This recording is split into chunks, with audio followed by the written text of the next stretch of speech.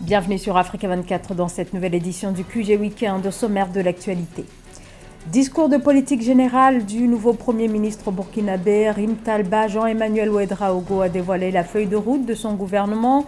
Répondre à la crise humanitaire, lutte contre le terrorisme sont les chantiers prioritaires. Le trafic de l'or brun, une partie du cacao ivoirien est vendue clandestinement dans des pays frontaliers, en Guinée ou encore au Libéria. Les détails à suivre dans ce journal. Le Nigeria est le pays du monde où la mortalité maternelle est la plus élevée. Près de 50 000 femmes meurent chaque année. Un bilan lourd auquel s'ajoute celui de la mortalité infantile. Les Tchadiens votent ce dimanche en triple scrutin législatif, provincial et local. Les 8,2 millions d'électeurs inscrits peuvent voter jusqu'à 18h, heure locale. Ces élections sont présentées par le pouvoir comme la dernière étape de la transition politique entamée en 2021.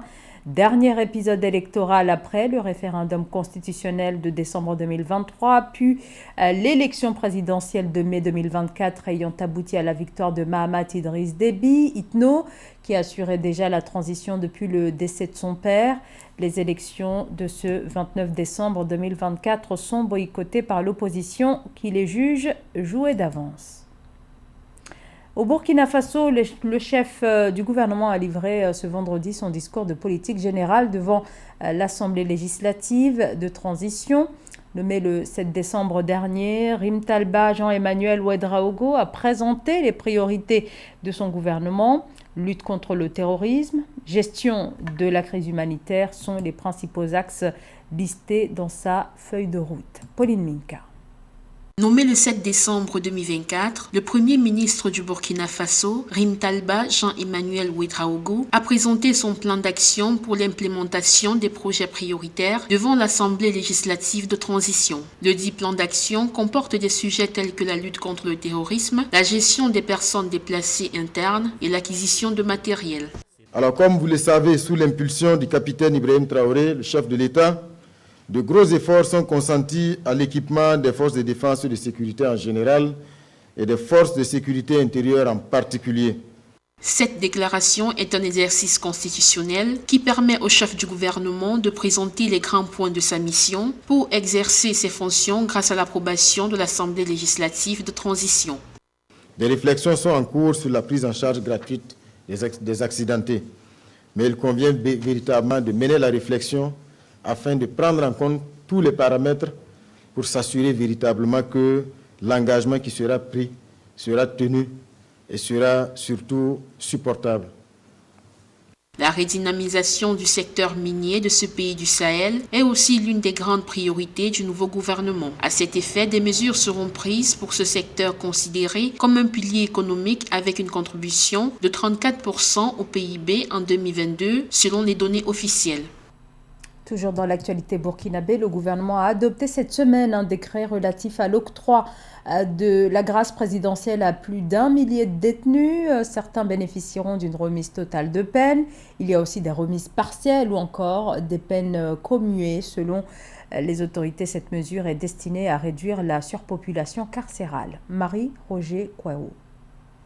À compter du 1er janvier 2025, environ 1200 personnes condamnées bénéficieront de la grâce présidentielle accordée par le capitaine Ibrahim Traoré, chef de la transition burkinabé. Cette décision a été prise lors du dernier Conseil des ministres de l'année, présidé le jeudi 26 décembre 2024 à Ouagadougou. Elle vise à réduire la surpopulation carcérale et faciliter la réinsertion sociale des détenus. Vous voyez que ça rentre très bien dans la vision du chef de l'État qui veut que nous ne faisons pas du tout prison, et que nous explorons effectivement des mécanismes qui vont nous permettre une facile réinsertion des personnes auteurs d'infractions et qui va nous permettre également de mettre fin à la surpopulation carcérale. Parmi ces détenus, environ 400 bénéficieront d'une remise totale de peine, 750 d'une remise partielle et 3 condamnés à la perpétuité verront leur peine commuée en prison à temps. En parallèle, le Conseil des ministres a adopté un projet de loi portant sur la relecture du Code de procédure pénale de 2019. Cette réforme introduit des innovations, notamment une forme de médiation conduite par le procureur pour rapprocher les intérêts des victimes et des auteurs d'infractions.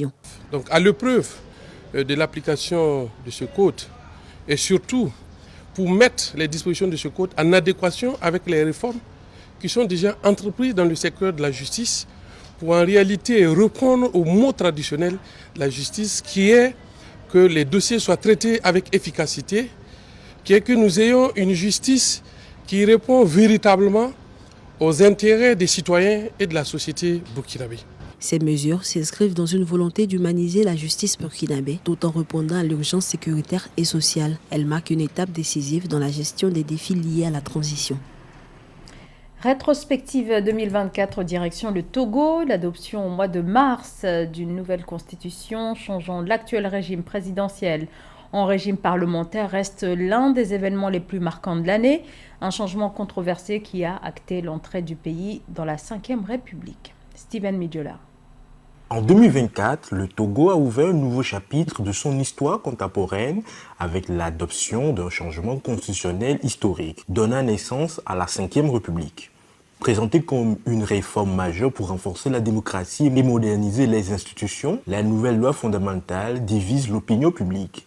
Ce changement-là n'était pas si nécessaire. Je pensais que le Togo serait dans une atmosphère conviviale et serait vraiment aussi un atout pour tout le monde et que le business, la libre circulation des flux financiers serait vraiment un atout pour toutes les businessmen, mais ce n'est pas vraiment le cas. La 5e République adoptée au Togo dans la nuit du 25 mars par vote au Parlement avec 89 voix pour, une contre et une abstention marque une transition du régime présidentiel vers un régime parlementaire. Un système politique où le gouvernement est nommé par le Parlement et doit maintenir son appui pour exercer ses responsabilités. En l'instar de 4 pays en Afrique qui ont adopté ce modèle de gouvernance, cette réforme introduit des mesures destinées à répondre aux revendications de longue date. Limitation des mandats présidentiels, indépendance des institutions et renforcement de l'état de droit.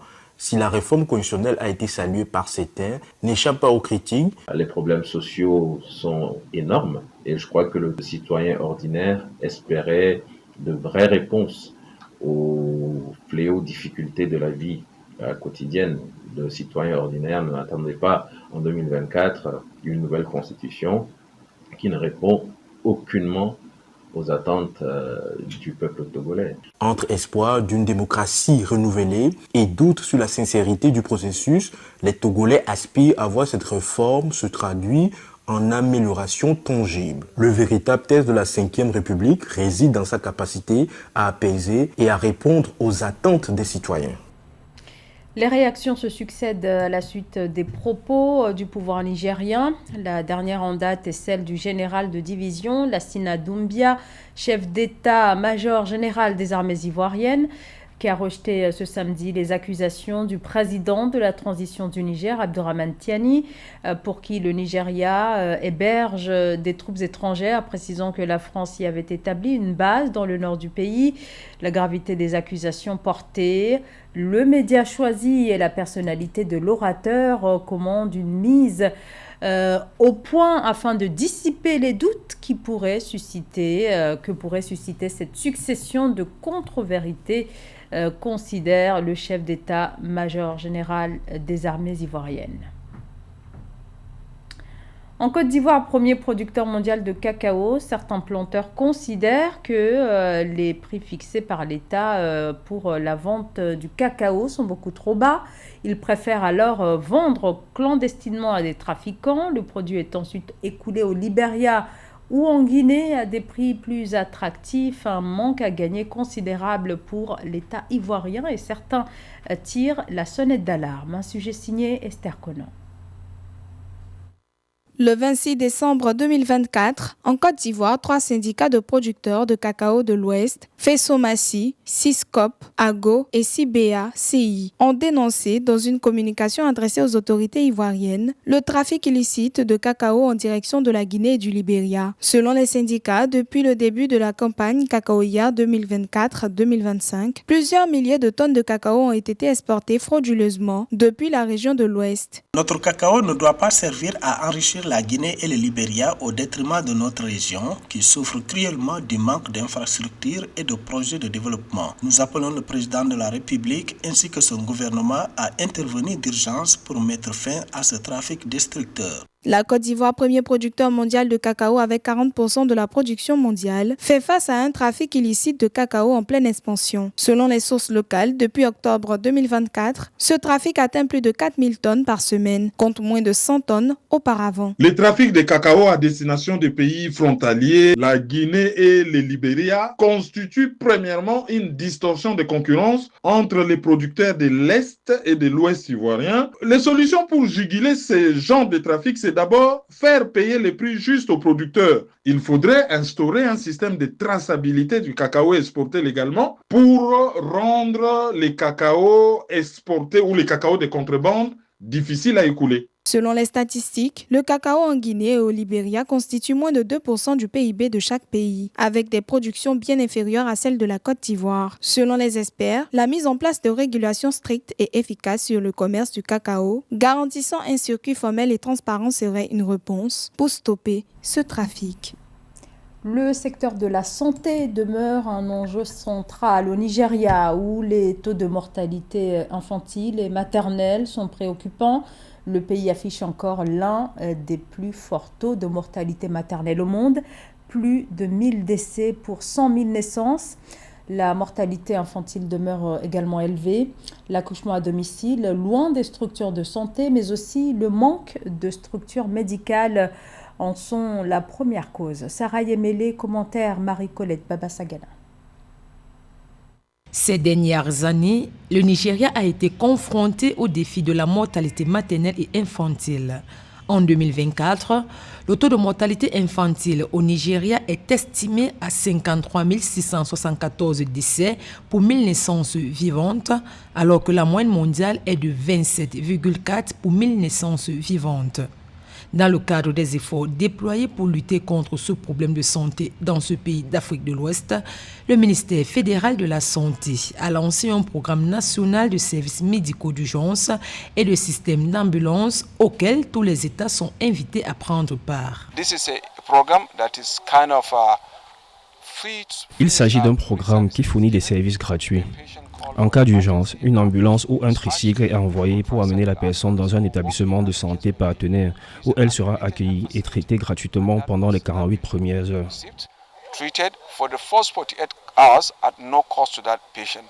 Les facteurs démographiques, l'insuffisance des soins de santé et les conditions socio-économiques telles que la pauvreté sont les principales causes des taux élevés de mortalité maternelle et infantile au Nigeria.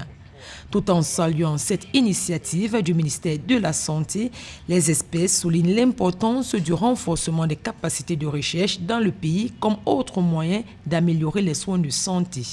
Le renforcement des capacités de recherche au Nigeria est essentiel pour générer des données de haute qualité et pertinentes au niveau local. Selon le coordinateur national du NEMSAS, 3 établissements de santé tertiaires vont commencer à mettre en œuvre le programme national de services médicaux d'urgence et de système d'ambulance dès la première semaine de janvier 2025 dans l'état de Katsina. C'était le journal de la rédaction. Merci à vous de nous avoir suivis. Restez sur Africa 24, l'actualité continue.